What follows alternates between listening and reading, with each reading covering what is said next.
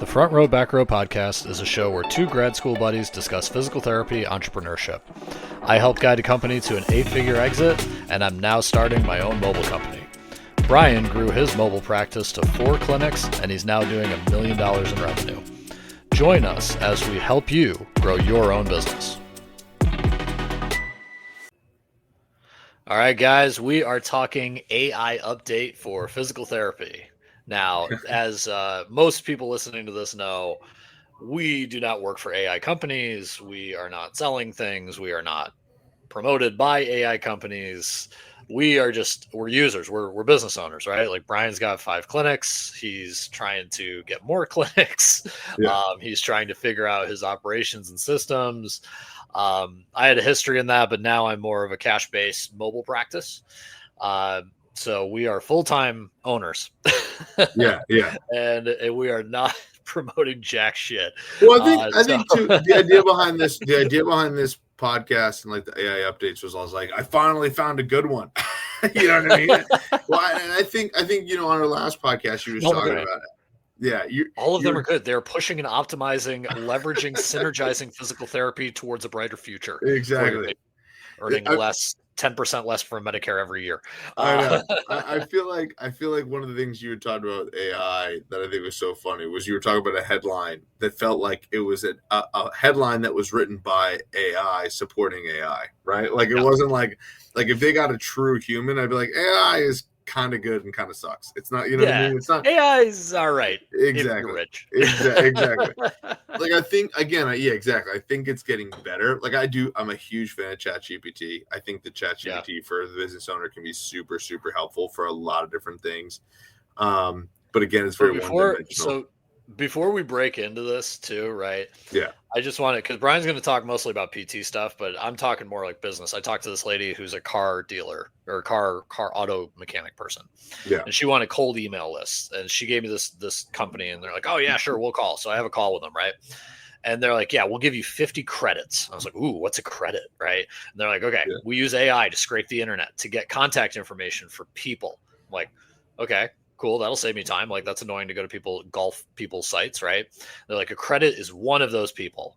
And I'm like, okay. And how much is a credit? They're basically charging like $3,000 like a month for a list of something. I'm like, yeah. Okay. This is what's going on with AI so far is that they're trying to charge a ton of money for some shitty stuff. And that's it. Yeah. I mean, $3,000. You do the whole math of like, okay, if I was full with patients, like all that stuff, I'd be like, I could create 100-person list in an hour, right? Hour and a half, right? There are plenty of bad apps out there. Doesn't mean that this is what I use. You know what I mean? Yeah. So anyway, that was a diversion. Now we're going to talk PT. So Brian is implementing this stuff in his clinic. He's been trying these things, trying to optimize. So you got some updates for us on what sucks, what's good, all that. I'm going to start with a good one. I'm going to start with one good one. I mean, ChatGPT, you guys know is good, but I'm going to talk to one that I think is really, really good. And I'm actually going to give a plug to our again. I'm gonna give a plug to our billing company, Athelis. And then I'm going to shit on Athelis a little bit. How's that sound? So I'm going to be very neutral. We're going to come out neutral on Athelis. So what I found with Athelis, with our billing company, they have implemented a new Scribe tool. And I think a lot of companies are going to come out with this, particularly EMRs and billing companies. This Scribe tool is awesome. It's fantastic. And I would tell you, Owen, we've been PTs for now almost 15 years. What is the number one shittiest part of our job? Documentation. Hands down. If I said, hey, why are you a cash PT? The reality of it is because they don't want to do documentation for insurance companies. I mean, it's a big part. That's a big part. And so for those people who are like, cash PTs, so I can treat people more one-on-one, blah, blah. They're full of shit. They just hate documentation. That's what it is. Like if you're well, I don't know about full of shit, but yes, that's a big push. It's nice to never have to know what if I said come work for me, I do one-on-one for 40 minutes, and they're like, well, I want to do it in a cash-based system. It's because you don't want to write a fucking note. I totally get it. All right. Again, dogs not judging, but I'm just saying it. All right, so you're saying the Scribe thing's good. Is that the one where they just listen into the whole conversation? Yes. And like the patient, but okay. So my first question before you talk about it is, Yeah. How's that conversation with the patient of like, hey, by the way, this thing is going to be listening and recording this whole thing? Great question, because we already have some feedback on it, and I told that person to fuck off. But I will tell you the same thing that I was saying. Okay. Anyway. So basically, the way it works is basically it goes, it basically syncs up with your schedule, right? So basically, I click on the patient, right, and then it basically says record a new scribe, and then all I do is keep a microphone on me just because for better audio. I'm sure you can keep your phone out or whatever, but it'd be annoying. So to have a microphone on you. And then what happens is you start having a good dialogue and conversation with the patient. And before you know it, it's like, it's the session's over. And then all you do is you say, okay, record, and boom, it's done. And it comes up with a note for you. And if you do it correctly, plugs right into WebPT, which is what we use for documentation. I'm sure we'll plug into other documentation. Game changer, right? Like, because now all of a sudden that like 6 to 10 hours of documentation you have every week gone, right? Essentially.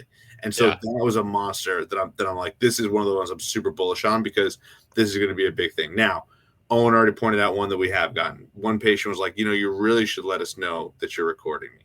Fuck off, bro. Like, are you serious? Like you're not that fucking important. And two, like at the same time, I'm going to report this to your insurance company. So like, I'm going to write about you. I'm just documenting our conversation through this AI thing. Well, the internet's going to have it. Shut the fuck up, Elon Musk. Like, you know what I mean? Like, I think the whole. Okay. So I'm going to push back. I'm going to push back a little bit on that. Go ahead and I'll tell you. There's a difference between like direct recording and like a secondary, logging of it. Right.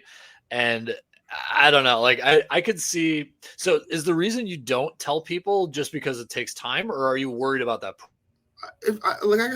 Listen, I'm not saying I'm not recording. I'll literally say, hey, we're using this new Scribe tool. Like, I got it. Like, if you see this microphone, like, I'm just recording it for your insurance company for when we, do your documentation. That's all I would do. Yeah. Yeah. I mean, I think one of the guys, if they say, hey, I'd rather not, they'd be like, okay, fine. No, that's where I disagree. Right? If you say I'd rather not, I'd say, all right, then pay the 115, the 130 cash rate, because I'm not writing your fucking note, bro. That's what I would say. Okay. You know what I mean? Like, that's how I look at it. I look at it as, well, don't report it to my insurance company. Well, then pay the cash rate. Yeah, right? I would always say that to patients who would be like, well, I don't want you to write that down. I'm like, dude, you just told me. Like, I'm going to write it down. And by the way, the people who are like, don't write that down, don't tell my insurance company that, I'd be like, bro, like, they're in the business that I'm worried about losing. Exactly. So like, that's the way I look at it, is like, for those people, like, again, and again, we're joking around here, but the reality is, for those of you who are listening to this podcast who think that not every single government, particularly American government, knows everything about you already, you're out of your mind, right? Like, number one, you're being recorded all the time. We've all probably been on camera today 1,000 times already, walking around in the world. So the fact that like AI is now involved, like you're talking about quantum computing, get ready for breach of privacy, whatever. But to me, we've always been reporting. Like, I think one of the things that I have a real pet peeve about in general, I was talking about this with my wife this morning about other things. In the world of like inflation, right? Inflation. When you think about it, what do businesses always say? Well, if we're charged more, we'll have to pass it on to the customer, right? Yep. Right? That's the reality. When you think about anything positive about inflation or anything that happens in healthcare, we are the bitch slapped of like all the people on the planet when it comes to anything money wise, right? We were always told, if you want to make money in healthcare, right, Owen, we're evil, right? All this shit. We are the doormat of like capitalism. So if the one fucking perk of AI is going to be that I don't have to do the shittiest part of my job and people are going to complain about it, I'm sorry, I'm going to kick you in the fucking nuts. Like, I don't understand. Like, that to me is the biggest pet peeve I've ever had, right? Like, it's and that's where I think, the hard part for you is going to be like, what happens with that one patient where you do say like, okay, you got to pay the cash rate, and then they say, well, based on my insurance, you take my insurance, so like, why? And then the question is we've gone in the circle of, this is how I document my notes for your insurance company. Well, and that's the thing, right? Is so like, right? When that first comes up, if I was you, I'd be just prepared for the fact of the conversation with the insurance company who says, well, it's breach of contract, you're refusing to treat an in-network subscriber, for you to be able to say, look, this is how we write notes. Like, he's basically telling me don't write a note. Yes. And this is how we do it, and this is the company that does it for us. That's Everything's where HIPAA compliant. Everything's all the stuff that it needs to be for it to be, safe and recorded. That person's just, they can choose to go somewhere else. To your point, that's where it's not breach of contract. Because if I'm saying this is how I write, it's no different than if a physical therapist said, don't write anything to my insurance company. Like that, you just can't do that. Like that's not how that works, right? Just like that would be the question that I would have sitting in a room with a Thelis or whoever it is, right? And saying, okay, if I get this person who says, I say, look, our business is now based on the fact that I don't have to give my PTs documentation time, which, let's be honest, a lot of people don't even give them documentation time, but like I will maybe fit an extra person in here where now I won't, because I know that guy's got to finish his note. You're hampering my ability to be profitable by forcing me to document this note. Do you back me up? Right. So like, that's where Thelis has to be able to say, like, this is a new way of doing it. This would be as if you were to say to somebody, if you don't write paper notes, well, I'm not coming to your physical therapy clinic. Like, you're not going to completely take out your EMR and scan that in, and then that person says, well, it's breach of contract if you don't write paper notes. Right? Let me for those who are actually listening to this and talking about it, let me all let you in on a secret. I love Owen, and I love how, like, by the book he's being right here. My tendency is going to be to make so much fun of you that you are like feeling ashamed of you talking that way to me, right? Like that's my personality. My personality haven't been sued big enough yet. Exactly. my personality is, if someone's like, you really should let people know you're recording, you'll be like, I'm doing this for your insurance company for notes. This is how I write my notes. What are you complaining about? You're on literally if you walk in my facility, I go, you're on video on my phone here and here. Every one of our places has cameras. I go, when you walk into any of our facilities, we've got cameras here and here. Or do you not want to be on camera either? Are you really telling me that you think not me? It's the civil court judge in Darien, Connecticut. That's all I'm saying. No, but even the civil court judge, like, if it's like, wow, it's like it's people think that they should be able to say anything they want anytime now. And I would tell you to shut the fuck up, right? Like, that's what I'm just saying. Like, I would say, like, and that's my reaction. I think when it comes to that, like, I was so blown away by the fact that, like, someone did say something. Now, by the way, one person, and this is the problem. This is the problem with physical therapists, for those listening, and this is why I have such a strong reaction for it, because I do know that typically for physical therapy, like physical therapists, typically the response for most people is to actually stop using it because one person said something negative, right? 100%. And so this is why I'm such a staunch defender of this, is because one fucking person had a weird moment with a microphone. It was like, you really should let people know. Now all of a sudden, none of our therapists want to use it anymore. That's fucking crazy. And so to me, that's the problem, right? I'm pro you. Like, if I open this clinic, I would say, look, the amount of money that I'm gonna, and time and retention of my therapist, because that's the big thing here. Really, what we're talking about is not you can squeeze in an extra visit. It's the fact that I don't have to go looking for a new therapist because they are like annoyed with documentation. Now, they will be at other places too, but if you happen to be the one with the AI Scribe, that's a big retention piece, right? Right. So I would say, yeah, okay, whatever, sue me. Like, go nuts. Like, you take it all the way to this one thing. What's likely going to happen is they're just going to go down the street. Like, that one guy is going to be like, well, they record me down there. Right. And then he's going to go to the clinic down the street and he's going to be, well, you don't record me, do you? And then what's going to happen to the therapist that hears that? Like, oh shit, the guy down the street has AI Scribe. I'm going to go apply over there. Right. So it's honestly going to be a recruitment tool. Right. So like, that's where I think that in real life, it'll be like that. I think that from the PR standpoint of like, yes, you should have that conversation like you are having of like, hey, by the way, I'm using an AI Scribe. That's why the microphone's here, just so that this is what's happening. Anyway, blah, blah, blah. And you have that as a very short thing in your initial evaluation. You just know this is how we document here, right?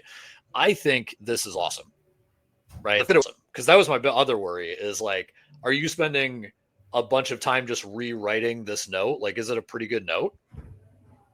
Oh my God, it's a great note. It's like, this note is way better than the note that I generally write. So what's the time save, I guess, is my question. Like, how long does it take you to review the note versus how long did it take you to write the note? 6 to 10 hours. Easy. So like total. If I see 60 patients, by the way, that's the cool part that Scribe does, is actually shows you everything that you do.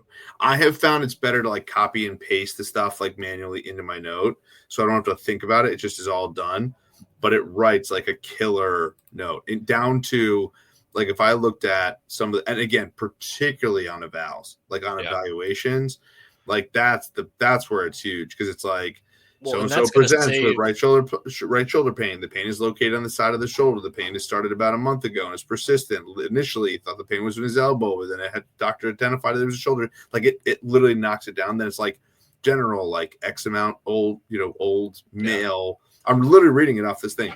Alert and oriented, right shoulder, limited internal rotation. Right. And again, this is what insurance companies would ding us on. Right. Exactly. And this is where we would have a billing company that would be like, shit, that's Jimmy, we got Jimmy's notes over here and we can't make Jimmy write an actual more than one line assessment. Well, now Jimmy doesn't have to do shit. Right. Exactly. And it's exactly where it is. So they can't pull back and say, well, you didn't accurately document how they tolerated treatment that day. Yeah. 100%. So that's what, that's why I'm saying like for the 1 in a million person, not even 1 in a million, because I'm sure it's going to be more than 1 in a million, but the person who's complaining about that, just tell them to shut the fuck up. That's my take on it. I'm just telling them to shut up. I think the average patient is just gonna be like, yeah, okay, fine, whatever. Like, exactly. She'd be like, hey, I'm just we use it. It's no different than dictating the session to somebody who manually typed it up. That's what I would say to people. It's no different. We've done that for years. They see the cars we drive. They're not sitting here saying like, oh, he's getting an extra boat out of this. 100%. They see the Toyota Highlander in the front. Exactly. So like I said, my bigger concern is that people being assholes are going to force us to keep doing something that we like otherwise. Like, again, if you really want to go down the rabbit hole of how this all came about and there, you and I, Owen, remember when there were paper charts, right? And those paper charts were super easy. And then it was down during the Obama years where everything was under one roof and EHR and EMR and all that stuff. And I remember being like, I want to go on a computer. It's going to be 1,000 times easier. And then it became way more detailed. And then people really made it. And so again, from a paper chart perspective, when we went to EMRs, the documentation time skyrocketed for sure. Yeah. I don't even want to get into, I don't work in a hospital, but I don't want to work in what's the Epics, right? The Epics. World. I've had to use it and there's so much clicking. It's crazy. Yeah. And so those evaluations take forever, right?